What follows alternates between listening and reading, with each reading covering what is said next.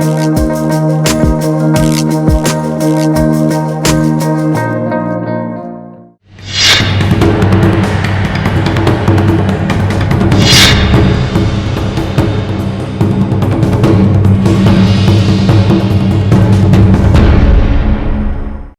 मु Supriya. University grant commission promotion of equity in higher education institution regulation 2026 नामक एक नियम आनिले जहाकु केंद्र करी एसटी एससी ओबीसी ईडब्ल्यूएस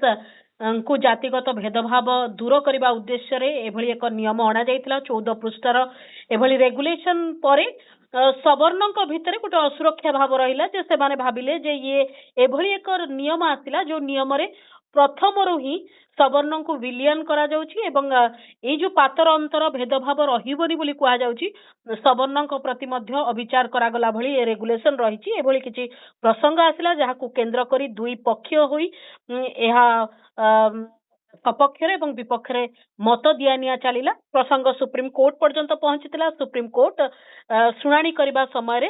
2012 नियम को कायम रखिले। 2026 नियम उपरे स्टे लगेइछन्ती एवं मार्च 19 रे परवर्ती शुणाणी पई दिन धार्य करिछन्ते। ए संपर्क रे हमें अधिक आलोचना करबा काहे कि एते विवाद हैला। यूजीसी एभली एक नियम आनिबा पछरे कारण कोन, यूजीसी रो नियम पछरे बाहर राजनीतिर संपर्क कोन, ए तमाम प्रसंग रे चर्चा करबा। वरिष्ठ समीक्षक विजय साहू आम सहित रहिछन्ते। विजय बाबू, स्वागत करूछि आलोचना को। यूजीसी एक नियम आणुछि 2012 रे नियम थिला, सेथिरे किछटा संशोधन आणुछि एवं से संशोधन परे पूरा विवाद वितर्क बढ़ी चलीछि। दुई पक्ष होई जाइछन्ते। ए पूरा परिस्थिति को आपण केमति देखुछन्ते? नहीं, यूजीसी जो नियम आनी थला आज्ञा यूजीसी निज इच्छा रे आनी नथिला। आज्ञा कारण 2012 नियम थिला। हां, जेहेतु 2012 नियम विभिन्न कारणरू ठीक कार्यकारी हेलानी आज्ञा एवं विशेष करी रोहित बेमुला पीएचडी स्कॉलर आत्महत्या एवं आउ जने डाक्तरी छात्री महाराष्ट्र पायल आत्महत्या परे ए इश्यूटा सबु महल चर्चा हैला एवं समस्ते डिमांड कले जे आउरी कठोर कार्यानुष्ठान ग्रहण करा जाऊ। एपरिक कैंपस मानकर जो सब घटना है सेठी भी बहुत आंदोलन है। आम राज्य भी लक्ष्य करेंगे केमती बहुत घटना एपरिक तो यूनिवर्सिटी किड्स यूनिवर्सिटी घटना भी लक्ष्य करेंगे। तेणु 2012 पर जो रेगुलेशन होता से रेगुलेशन परे भी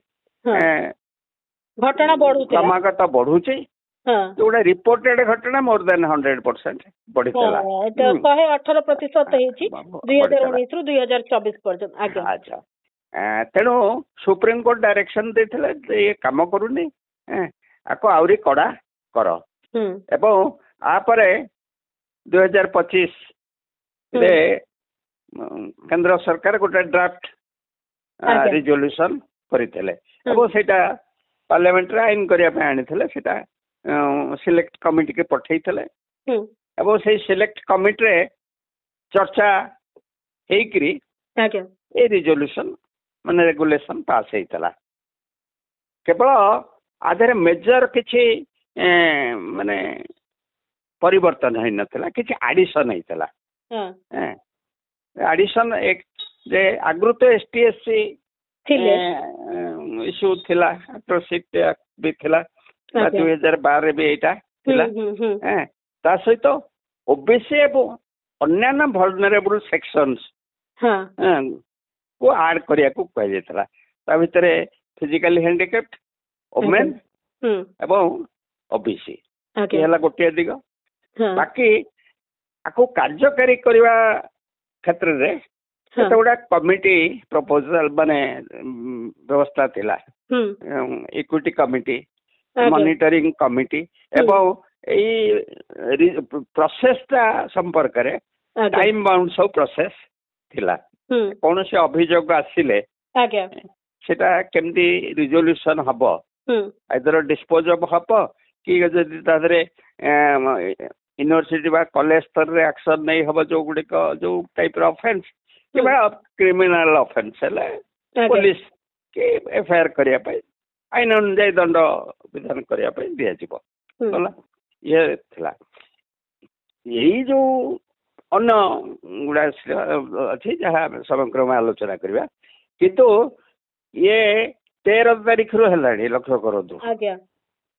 अच्छा 13 तारीख रू गत काली बोधे यहाँ जाइला माने पर दिन जाइला माने सुप्रीम कोर्ट रे जाइला 10 दिन बीतीगला अच्छा इति मध्य केते गुड़ा घटना भी शंकराचार्य घटना घटी ये सब पटभूमि रे बोधे 10 दिन धरिक गोटे उत्तर भारत रे माने एटा को नहीं सब ग्रुप होते एवं सुप्रीम कोर्ट को किए गला सुप्रीम कोर्ट को गोटे ऑर्गेनाइजेशन आकार देना पब्लिक ये रिएक्शन प्रकाश कर धन्यवाद पब्लिक पिटिशन तो दीटा वकिल कले कौन से संगठन तरफ नुह कौन से पॉलिटिकल पार्टी भी जाई नाहंती किंतु किसी सवर्ण स्टूडेंट को आउटरीच देखा मिली हाँ देखा मिली सुप्रीम कोर्ट तो अन्य क्षेत्र में आउटरीच देखी पारती ना कृषि बिल क्षेत्र में देखी कि एसआर क्षेत्र में देखी कि ये जो 2016 मुद्रा विमुद्राकरण बेले यार कारण कौन माने आपन को कौन लगुची जे आमे गोटे निष्पत्ति नहीं थिलु किंतु ताको सुप्रीम कोर्ट अटकई देले एई कथा कहबा पई चाहुचंती ना कोन गोटे बेसिक मानसिकतार प्रश्न किंतु जो डिस्क्रिमिनेशन भेदाभाव एटा तो सुप्रीम कोर्ट भी मानी विभिन्न कमिटी मानी दल मत निर्विशेष एपरिक भेदभाव अच्छी धर्म जाति आर्थिक स्थिति लिंग शारीरिक अक्षमता अंचल ए सब डिस्क्रिमिनेशन अच्छी भेदभाव अच्छी अच्छी अब होची ए तो किछि दिन तळे आखि मिंजी मिंजी कला बोली से चीन भाबिक रे माने जो भली ताको हत्या करते जोटा अरुणाचल प्रदेश हत्या कले ताहले तमे जदि आनिल जी आनिले से माने आंदोलन कले पूरा आंदोलन स्ट्रक्चर हूँ बीजेपी आरएसएस रे जो मैंने अच्छा से माने हाँ अच्छा से माने बाहर को नाटकबाजी करुचंदी जे आमे एटा को विरोध करूचो किंतु से माने तो प्रस्ताव को आको स्ट्रिक्ट करिया पई कहिथले एवं निजर भी गोटे कमिटी भी गठन कर ओबीसी कमिटी तार रिपोर्ट जदि बाहर को आसनी से कमिटी भी एडमिट जदि ता भितरे बाहर राजनीति एते अच्छी ताहले तो कैंपस अस्थिर है यूजीसी रे निष्पत्ति परे कैंपस तो एमिति रे विभिन्न कारण को लेकिन अस्थिर पुणी ये आउ एक एडिशनल कॉज रहिला अस्थिरतार देखो तू गोटा आईन की तमे रिपील कर देइछला 2012 हाँ से आईन टा पुणी आसिला कोठी को क्षमता बोले सुप्रीम कोर्ट आनिले क्षमता हूँ 2 जन जज तमें पुणी कंप्लीट जस्टिस ना रे आईन टा रिवाइव कर आज जोटा स्टे हेले तो कारण सरकार पक्ष वकिल कहते यूजीसी पक्ष वकिल कहते आम बर्तमान कौन से ऑर्डर पास करा न जाऊ जदि किसी त्रुटि अच्छी ताले नोटिस दिया जाऊ कौन से ऑर्डर करा न जाऊ आम भी कहू सडन तो केसटा विचार को आसी सरकार पक्षर अनुरोध करा जाउची आपण अतीत जिते गुड़िक देखिथे विचार जो गवर्नमेंट इंटरफियर करुची ऑब्जेक्ट करुची गवर्नमेंट पक्ष न शुणिया पर्यंत कंप्लेन न शुणिया पर्यंत कौन से ऑर्डर होनी एसआर क्षेत्र तो एपर्यंत भी हैनी एठी केंती एटा को स्टे करदल स्टे करिकरी पुणी कंप्लीट जस्टिस दारे 2012 को नहीं आसिला आ द्वारा खाली तो नहीं आसिले नहीं गोटे कथा जो कहचंती जे आमे कास्टलेस सोसाइटी पई जेतिकी आगे थिलु जेतिकी हमर उपलब्धि थिला से उपलब्धि आमे पुणी पछकु फेरुचु की एई प्रकार स्टेटमेंट भी देइचंती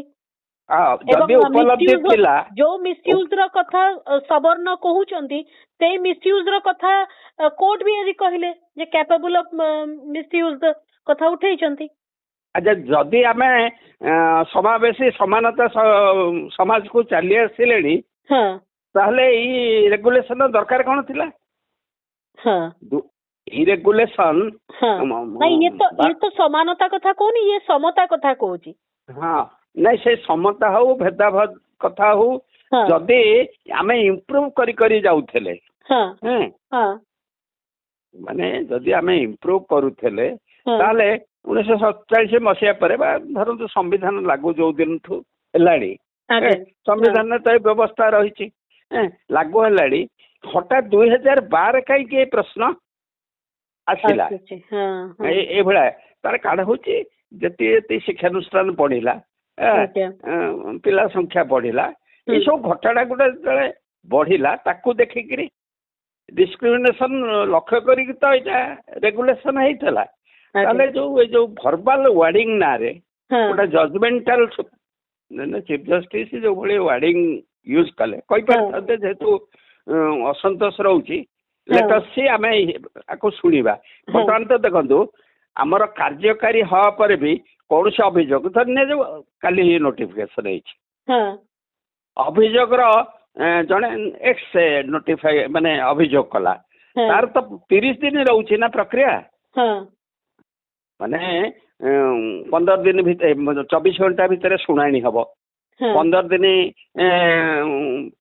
ଭିତରେ ରିପୋର୍ଟ ଦେବେ ପୁଣି 30 ଦିନ ରହୁଛି ମାନେ ଆପଣ ଟୋଟାଲ ଲୋକପାଳ ପ୍ରୋସେସ ପର୍ଯ୍ୟନ୍ତ ଯାଆନ୍ତୁ ତାପରେ କୋର୍ଟକୁ ଯିବ ତାହେଲେ ତ ଇମିଡିଏଟଲି କିଛି ଆକାଶ ଛିଣ୍ଡି ପଡୁନଥିଲା। ତାହେଲେ 7 ଦିନ ଟାଇମ ଦେଇ ପାରିଥାନ୍ତେ ଅର୍ଜେଣ୍ଟ ହିୟରିଂ ଯେତେବେଳେ ଏଇଟା କଲେ 7 ଦିନ ନୋଟିସ ଦିଆହେଲା ଏଥିରେ ତ ବେଶୀ କିଛି ଲିଗାଲ ମାନେ ପଏଣ୍ଟ ନାହିଁ ନା କିଛି ଯଦି କୋଉଠି ଇଏ ରହୁଛି ପକ୍ଷପାତିତା ରହୁଛି ସବର୍ଣ୍ଣ ମାନଙ୍କ ପ୍ରତି ମେନ୍ ପକ୍ଷପାତିତା ସେମାନେ କଥାଟା ଯାହା ଆଣିଛନ୍ତି ଯେ ରିପ୍ରେଜେଣ୍ଟେସନ ଯୋଉ ହଉଛି ଅବଶ୍ୟ ଯୋଉ ରିପ୍ରେଜେଣ୍ଟେସନ କୁ ନେଇକିରି ତାକୁ ଯଦି କ୍ଲିୟରଲି ରଖାଯିବ ତାହେଲେ ରିପ୍ରେଜେଣ୍ଟେସନ ତ ସବୁ ୟୁନିଭର୍ସିଟିରେ ସବର୍ଣ୍ଣଙ୍କର ଅଛି। ଯଦି ଅଧିକାରୀ ସ୍ତରୀୟ ଭିସି ହେଲେ ହାୟର ଯୋଉମାନେ ରହିଛନ୍ତି ଡିପାର୍ଟମେଣ୍ଟର ହେଡ ହେଲେ ପ୍ରୋଫେସର ହେଲେ ତାଙ୍କ ଭିତରେ ତ ଭାଗିଦାରୀ ସବର୍ଣ୍ଣଙ୍କର ଅଧିକ ରହିଛି। ଯଦି କମିଟି ଫର୍ମେସନ ର ତ ସେମାନେ ଏମିତିରେ ବି ରହିବେ। ସେ କଥା ସେ କଥା କିଏ କହିଥାନ୍ତା ସିଏ କହିଥାନ୍ତା ଆକ୍ଚୁଆଲି ଆଜି ବିରୋଧୀ ଦଳର କେହି ନଥିଲେ ଯୋଉମାନେ ଆମେ ତ ଦେଖୁଛୁ ପଲିଟିକାଲ ପାର୍ଟି ମଧ୍ୟ ଏଥିରେ ନୀରବ ରହୁଛନ୍ତି ପ୍ରାୟ ୱାନ୍ ଟୁ ଅଲ୍ ନୀରବ ରହିଛନ୍ତି। ସିଏ ତାଙ୍କର ରାଜନୀତି ଭୋଟ ରାଜନୀତି ପାଇଁ ମୋଦି ଆଣିଥିଲେ ଯେ ତାମିଲନାଡୁ ଏବଂ ଉତ୍ତରପ୍ରଦେଶ ରହିଛି ତେଣୁ ଏଇ ଓବିସି ଇସ୍ୟୁଟା ଆଣିକିରି ଆମେ ଏଇ ଭୋଟଟା ପାର ହେଇଯିବା ତାପରେ ଇଆଡେ ହୋ ହେଲା ହେଲେ ଦରକାର ପଡିଲେ ଆମେ ରିଭିଜନ ନାଁରେ ଏମିତି କରିବା ଦତ୍ତହୀନ କରିବା ପୁଣି ସେ 2012 ବା ସେଇ ପାଖାପାଖି ନେଇଯିବା ଏଇ ଉଦ୍ଦେଶ୍ୟ ଥିଲା। କିନ୍ତୁ ସବୁ ମାନେ ମାନେ କ'ଣ ଡଟେଡ୍ ଲାଇନରେ ଚାଲେନି ନା ଯେତେବେଳେ ହୋ ହେଲା ସୁଯୋଗ ତାଙ୍କୁ ଆସିଲା ବର୍ତ୍ତମାନ ସିଏ ମୋଦି ଏଇଆ କହିବେ ଭାଷଣ ଦେଇକିରି ମୁଁ ତ ସବୁ ଚାହୁଁଥିଲି କିନ୍ତୁ ବିରୋଧୀ ମାନେ ଏଇ ଆନ୍ଦୋଳନ ସେମାନେ ଅଭିଯୋଗ ହଉଛି ଯେ ଆରଏସଏସ ର ଏଇ ଯୋଉ ଚର୍ଚ୍ଚାରେ ଆରଏସଏସ ର ଯୋଉ ମୁଖପାତ୍ର ବସୁଛନ୍ତି ଅବଶ୍ୟ ପ୍ରଫେସର ନାଁରେ ବସୁଛନ୍ତି ମାନେ ବସୁଛନ୍ତି ସେ କହୁଛନ୍ତି ଏଇଟାକୁ ବିରୋଧୀ ଦଳ ଉସ୍କଉଛନ୍ତି ହୁଏତ ଆଧାରରେ କିଛି ତ୍ରୁଟି ଥାଇପାରେ ସଂଶୋଧନ ହେଇପାରିଥାନ୍ତା ବିରୋଧୀ ଦଳ ବତଉଛନ୍ତି ଆମର ଦୃଢ ଇଚ୍ଛା ଏଇଟାକୁ ଆଣିବୁ କାରଣ ଆମେ ଫିଲ୍ କରୁଛୁ ସେ କହୁଛନ୍ତି ଆମେ ଫିଲ୍ କରୁଛୁ ଯେ ଡିସ୍କ୍ରିମିନେସନ ରହିଛି ତଥ୍ୟ ବି ସେ ଦଉଛନ୍ତି ଆମେ କମିଟି କରିଥିଲୁ ଏଇ ତଥ୍ୟ ବି ଆସୁଛି ତାହେଲେ କେହି ତ କରୁନାହାନ୍ତି ହେଲା କେମିତି ଏବଂ ଯଦି ହେଲା ସୁପ୍ରିମକୋର୍ଟ ଅନ୍ତତଃ ବିଚାର କରିବା ଉଚିତ ଥିଲା ଆକୁ ଯୋଉ ଭଳି ଭାବରେ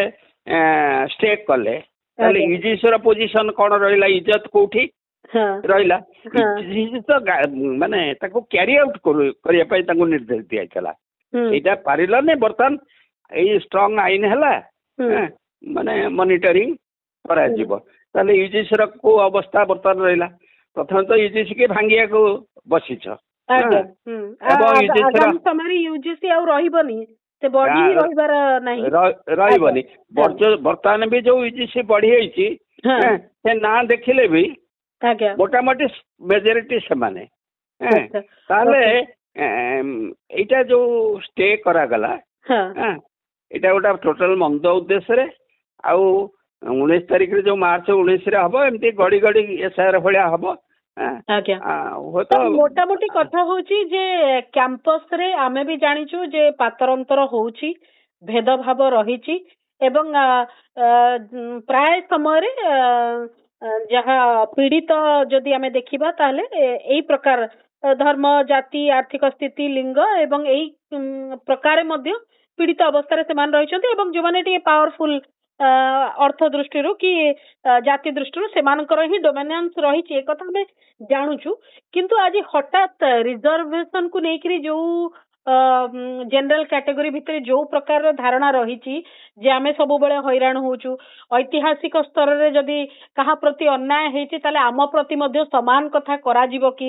ଆମ ପୁଣି ଆଉ ଗୋଟିଏ ଐତିହାସିକ ଭୁଲ ପାଇଁ ଆଉ ଗୋଟିଏ ଐତିହାସିକ ଭୁଲ କରାଯିବ କି, ଏଇ ଯୋଉ କଥାଟି ଲୋକଙ୍କ ଭିତରେ ଅଲରେଡି ରହିଛି ବିଭିନ୍ନ ଶିକ୍ଷା କ୍ଷେତ୍ରରେ ବିଭିନ୍ନ କ୍ଷେତ୍ରରେ ଯେତେବେଳେ କଥା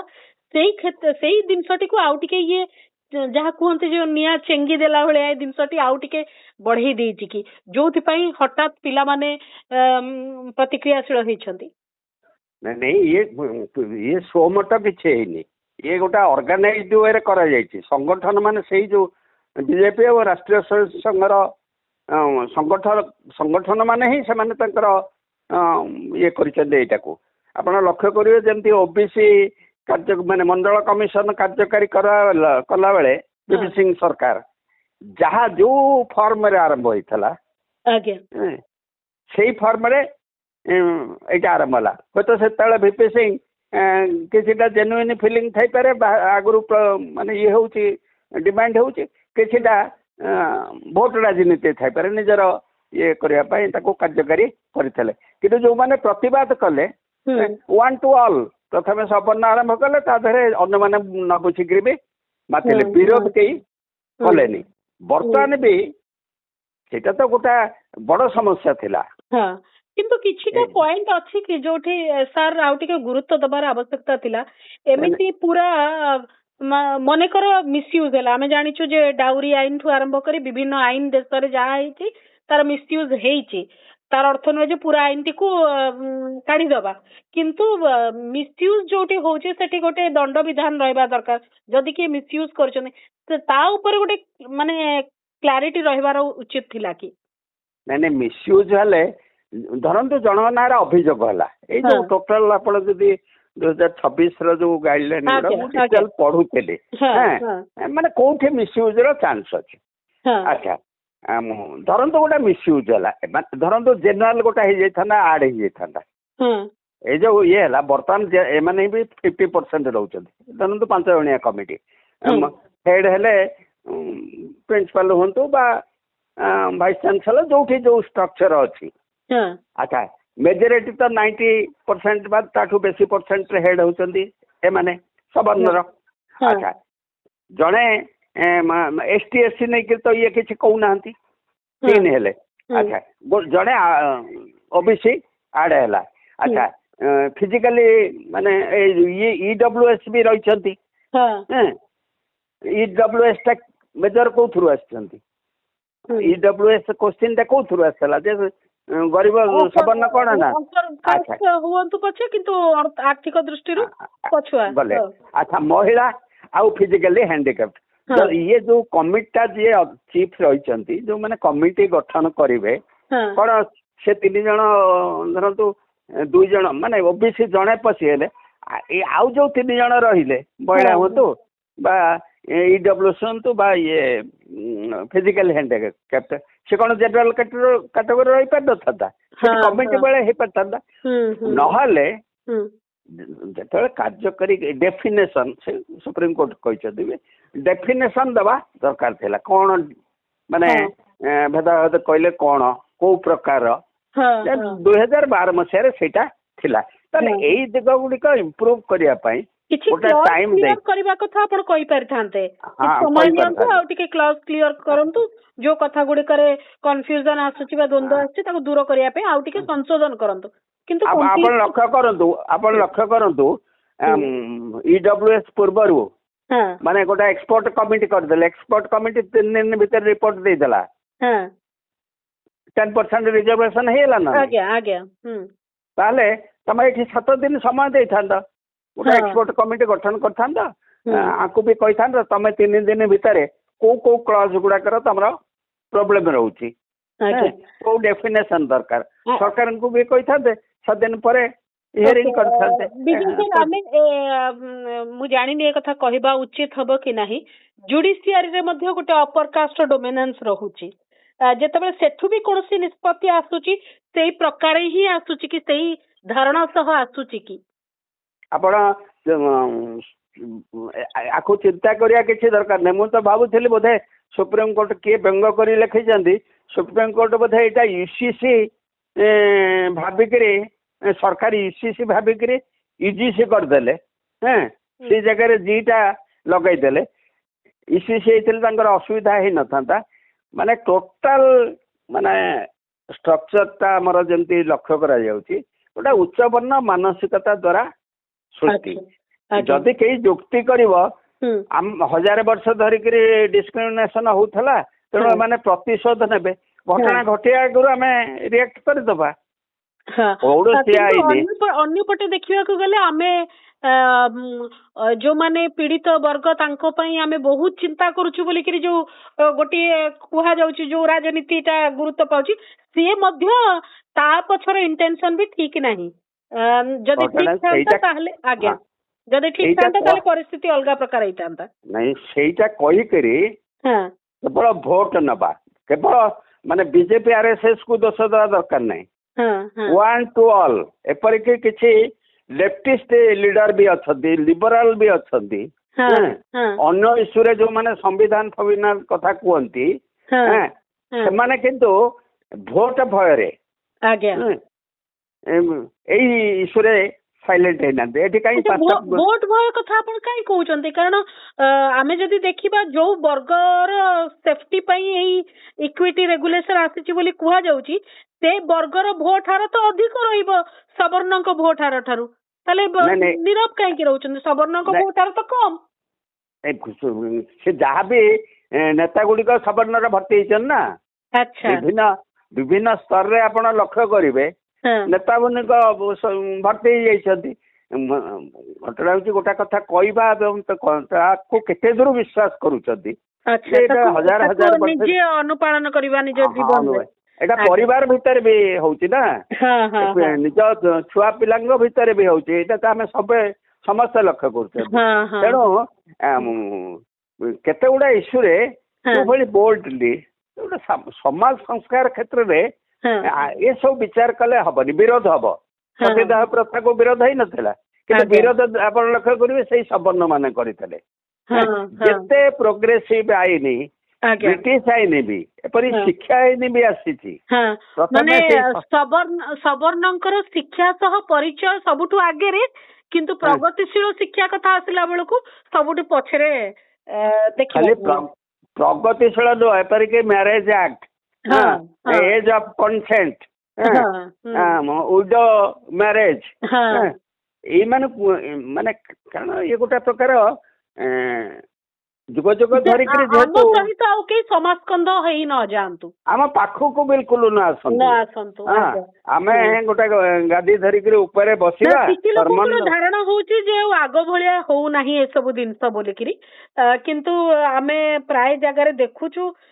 ଯେମିତି ହଉଥିଲା ସେମିତି ନ ହେଇଥାଇପାରେ ତାର ସ୍ୱରୂପ ବଦଳିଛି କିନ୍ତୁ ଏବେ ବି ମାନସିକତା ଅଛି ଏବେ ବି ଛୁଆଁ ଅଛୁଆଁ ଭେଦଭାବ ଅଛି ଆମର ଓଡିଶାର ବିଭିନ୍ନ ଜାଗାରୁ ଆରମ୍ଭ କରି ନର୍ଥରୁ ଯୋଉଠି ଆଜି ଏତେ ସ୍ୱର ଶୁଭୁଛି ସେଠି ମଧ୍ୟ ଘଟଣା ଅଛି ବିଭିନ୍ନ ସମୟରେ ଆସୁଛି ତ ମୁଁ ଶେଷ ପ୍ରତିକ୍ରିୟା ଚାହିଁବି ବିଜୟ ବାବୁ ଏବେ ତ ସୁପ୍ରିମକୋର୍ଟ ଆକୁ ଗୋଟେ ପ୍ରକାର ମାନେ ଶୁଏଇ ଦେଲେ ଏ ଜିନିଷଟିକୁ ମାନେ ଚୁପଚାପ କରିଦେବା ପାଇଁ ଚେଷ୍ଟା କଲେ 19 ମାର୍ଚ୍ଚ ପର୍ଯ୍ୟନ୍ତ ଜଣା ନାହିଁ କଣ ତାର ପରିସ୍ଥିତି ହବ ଆପଣଙ୍କର ଶେଷ ପ୍ରତିକ୍ରିୟା କଣ ବାସ୍ତବିକ ଭାବରେ କଣ ହେବାକୁ ଯାଉଛି ନାଇଁ ଏଇଟା ଗୋଟେ ଆକ୍ଚୁଆଲି ପଛୁଆ ପଦକ୍ଷେପ ରେଟ୍ରୋ ସୁପ୍ରିମକୋର୍ଟ ସିନା କହିଲେ ଆମେ କଣ ପଛକୁ ଫେରିଯିବା, ପ୍ରକୃତରେ ଏଇ ଷ୍ଟେ କରିକିରି ସୁପ୍ରିମକୋର୍ଟ ନିଜେ ହିଁ ପଛକୁ ଫେରିବା ପ୍ରକ୍ରିୟାଟାକୁ ଆରମ୍ଭ କଲେ ଏବଂ ତାଙ୍କର ଓକିଲଙ୍କର ଯୋଉ ପାଇଟି ମୁଁ ଲକ୍ଷ୍ୟ କରୁଥିଲି ସେ କହୁଛନ୍ତି ଏଇଟା ପୁରା ଆମେ ବିଜୟ ହେଇନି, ଏଇଟା ଯେତେବେଳେ ପୁରା ରିପିଲ୍ ହବ ଏବଂ ସଂରକ୍ଷଣ ଯେତେବେଳେ ପୁରା ହଟିଯିବ ତାହେଲେ ପ୍ରକୃତରେ ସବର୍ଣ୍ଣ ମାନଙ୍କର ବିଜୟ ହବ, ଏଇଭଳିଆ ସେମାନେ ବାଇଟ୍ ଦେଇଛନ୍ତି। ତେଣୁ ସେଇ ମାନସିକତାଟା ଗୋଟେ ସୃଷ୍ଟି ହେଲା ଏବଂ ଯୋଉମାନେ ବି ୟୁନିଭର୍ସିଟି ଭିତରେ ଜେନୁଇନ୍ ବି ଥାନ୍ତି, ଯୋଉମାନେ ଆକ୍ସନ ନେବା ପାଇଁ ଚାହୁଁନାହାନ୍ତି ସବୁ ଘଟଣା ଘଟୁ, କାରଣ ପ୍ରଥମ ହେଲା ପରିବାରରୁ ପିଲା ଶିଖିବେ, ଦ୍ୱିତୀୟ ଶିକ୍ଷାନୁଷ୍ଠାନରେ ଶିଖିବେ, ତାପରେ ସମାଜକୁ ସିଏ ଯିବେ। ଆଉ ଏଇଠି ତ ପରିବାରରେ ଆମେ ଏଇ ମାନସିକତା ଦେଖିଲେ, ତାପରେ ଶିକ୍ଷାନୁଷ୍ଠାନରେ ଏଇ ମାନସିକତା ଦେଖିଲେ, ତାପରେ ସମାଜରେ ଯାଇକିରି ସେମାନେ ଗୁଣ୍ଡା ହେବେ, ଏ ପକ୍ଷରୁ ହଉ ସେ ପକ୍ଷରେ ହଉ, ଯୋଉଟା କି ସମାଜ ପାଇଁ ଭଲ ନୁହଁ। ତେଣୁ ଆଜିର ଡିସିସନ ସୁପ୍ରିମକୋର୍ଟର ଏଇଟା ଠିକ ହେଇନି। ଆଜ୍ଞା, ନିଶ୍ଚିନ୍ତ ଭାବରେ ଆମେ କହିଲା ବେଳେ ତ କହି ଦଉଛୁ ଏଥର ସମାନତା ନୁହେଁ ସମତା ଆଡକୁ ଆମକୁ ଚିନ୍ତା କରିବାକୁ ପଡିବ, କିନ୍ତୁ ସମତା କଥା ଆସିଲା ବେଳକୁ ପୁଣି ଆମ ଭିତରେ ଏତେ ଭେଦଭାବ ପାତର ଅନ୍ତର ଦେଖା ଯାଉଛି। ତ ଭେଦଭାବ ପାତର ଅନ୍ତର ଦୂର କରିବା ପାଇଁ ଯୋଉ ଉଦ୍ୟମ, ଯୋଉ ରେଗୁଲେସନ, ତା ପଛରେ ରାଜନୀତି ବର୍ତ୍ତମାନ ବଡ ହେଇଯାଇଛି, ଉଦ୍ଦେଶ୍ୟ ଛୋଟିଆ ହେଇଯାଇଛି। ବହୁତ ବହୁତ ଧନ୍ୟବାଦ ବିଜୟ ସାର୍, ଏତିକ ସମୟ ଦେଇଛନ୍ତି ଏବଂ ୟୁଜିସି ଦ୍ୱାରା ଆସିଥିବା ରେଗୁଲେସନ 2026 ର ଯୋଉ ଇକ୍ୱିଟି ରେଗୁଲେସନ ଆସିଥିଲା ତାହାକୁ ଆଜି ସୁପ୍ରିମକୋର୍ଟ ତାକୁ ଷ୍ଟେ କରିଛନ୍ତି ଏବଂ 2012 ର ଯୋଉ ପୂର୍ବ ନିୟମ ଥିଲା ଯାହା ପ୍ରତିବଦଳରେ 2026 ର ନିୟମ ଆସିଥିଲା, ସେ ପୁରୁଣା 2012 ନିୟମ କାୟମ ରଖିବା ପାଇଁ କହିଛନ୍ତି। ତ ସୁପ୍ରିମକୋର୍ଟ ତାଙ୍କର କିଛି ଯୁକ୍ତି ରଖିଛନ୍ତି, ଯୋଉ ଯୁକ୍ତି ବର୍ତ୍ତମାନ ପରିସ୍ଥିତିରେ ସବର୍ଣ୍ଣଙ୍କ ସପକ୍ଷରେ ଗଲା ଭଳି ଲାଗୁଛି, କିନ୍ତୁ ପରିସ୍ଥିତି ହେଉଛି ଯୋଉ ରେଗୁଲେସନ ଆସିଛି ସେ ରେଗୁଲେସନର ଆବଶ୍ୟକତା ରହିଛି। କ୍ୟାମ୍ପସରେ ଭେଦଭାବ ପାତର ଅନ୍ତର ରହିଛି, ସେ ପାତର ଅନ୍ତର ସମାଜରେ ରହିଛି, ତାକୁ ଦୂର କରିବା ପାଇଁ ଯେତେ ଗୁଡିଏ ନୀତି ନିୟମର ଆବଶ୍ୟକତା ରହିଛି ସେ ନୀତି ନିୟମ ପ୍ରଣୟନ ହେବା ଉଚିତ, କିନ୍ତୁ ତାର ମିସୟୁଜ ହେବ, ତାର ଅପବ୍ୟବହାର ହେବ, ଦୁରୁପଯୋଗ ହେବା ଡରରେ ଯଦି କୌଣସି ସମସ୍ୟା କଥା କୁହାଯାଉଛି ତାହେଲେ ଆଉ ଥରେ ପୁନର୍ବିଚାର କରିବା ଦରକାର। ଏହି ସ୍ୱତନ୍ତ୍ର ଆଲୋଚନାକୁ ଏଇଠି ରଖୁଛି। ନମସ୍କାର।